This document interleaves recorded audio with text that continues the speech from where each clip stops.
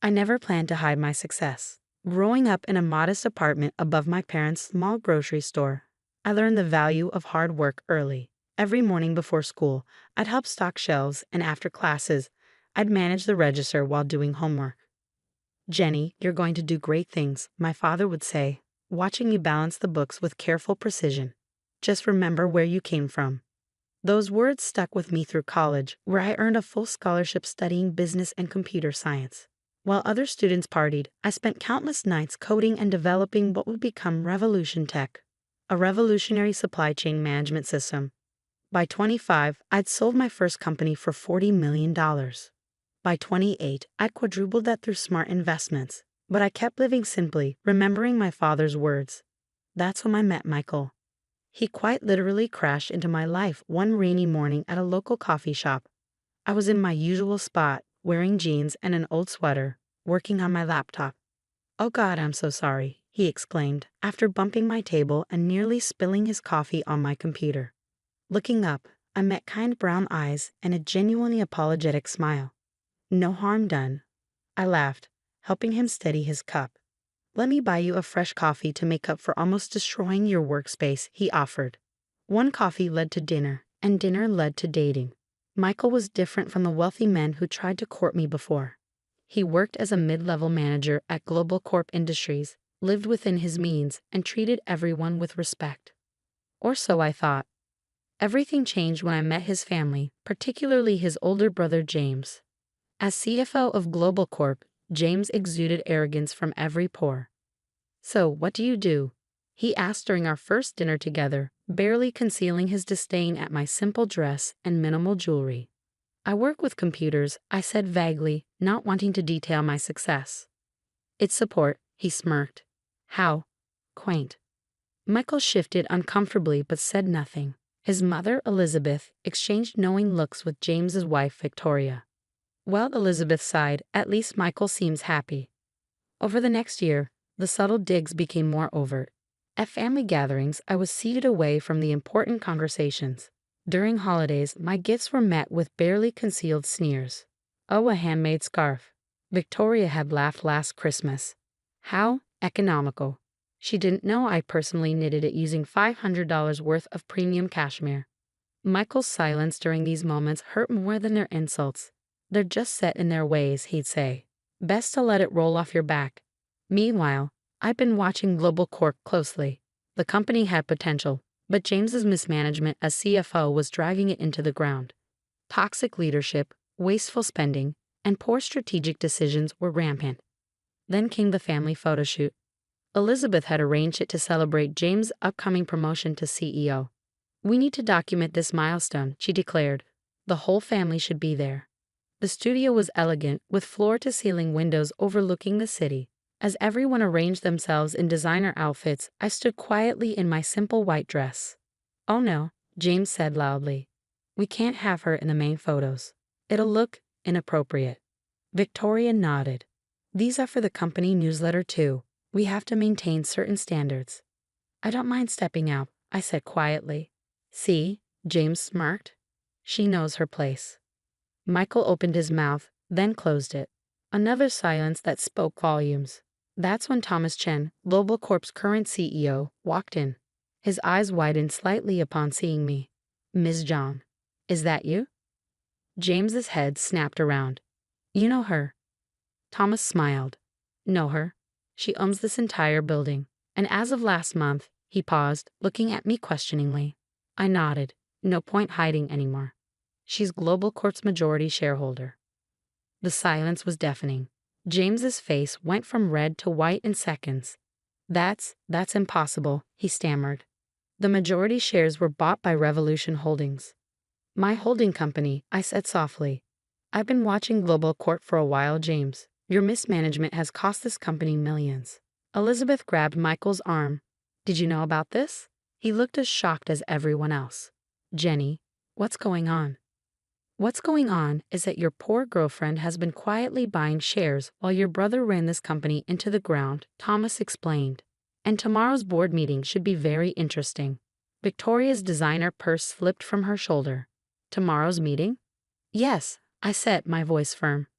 where we'll be discussing the company's new direction and its new CFO. James lunged forward. You can't do this. I've worked here for 15 years. And in that time, you've approved over $30 million in questionable expenses, hired unqualified friends for key positions, and fostered a toxic culture that's driving away top talent. I replied calmly, Would you like me to continue? Elizabeth turned to Michael. You have to do something. She's trying to destroy our family. But Michael just stared at me, really seeing me perhaps for the first time. All those times they insulted you, you could have stopped them. Why didn't you? Because I wanted to see who would defend me when they thought I had nothing, I answered, meeting his gaze steadily. And now I know. The photographer cleared his throat awkwardly. Should we reschedule? No need, I said, gathering my purse. I believe we're finished here. James, I'll see you tomorrow at 9 a.m. Don't be late. As I walked toward the door, Thomas fell into step beside me. That was quite a revelation, he chuckled. I've been waiting months to see James's reaction. Behind us, I could hear Elizabeth's hysterical voice. Michael, if you don't fix this right now. But I didn't turn around. I'd seen enough. The next morning, I arrived at Global Corp's headquarters early. My simple white dress was replaced with a tailored black suit, no designer labels, just impeccable fit. As I crossed the lobby, employees whispered. News travels fast in corporate corridors. Thomas met me at the elevator. The boards assembled. James is, well, you'll see. The boardroom fell silent as I entered. James sat rigid in his chair, his usual smugness replaced by barely contained panic. 8 board members watched with keen interest.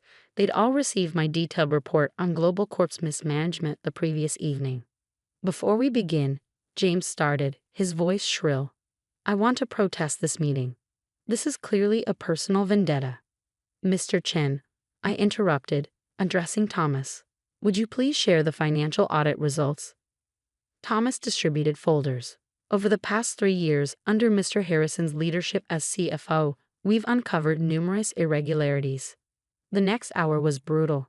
Evidence of James's incompetence and nepotism mounted. Inflated contracts awarded to friends, suspicious expense reports, qualified candidates passed over for his golf buddies. This is ridiculous, James exploded. You're just angry because I didn't want you in our family photos. The board members exchanged glances. One elderly director removed his glasses. Mr. Harrison, are you suggesting Ms. Zhang orchestrated a multi-million-dollar company acquisition because of a personal slight? James deflated slightly. No, but the numbers speak for themselves, I said calmly. Global Corp's potential is being squandered. Change is needed.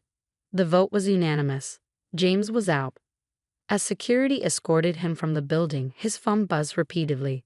Elizabeth calling, no doubt. I had more pressing concerns. Back in my office, formerly James's, I began reviewing employee files when Michael appeared in the doorway. Jenny, he said softly, we need to talk. I gestured to a chair. Yes, we do. He sat, looking lost in the massive office. Why didn't you tell me? Would it have changed anything? I asked. Would you have stood up to James and your mother if you knew I was wealthy? That's not fair, isn't it? Every time they belittled me, you stayed silent.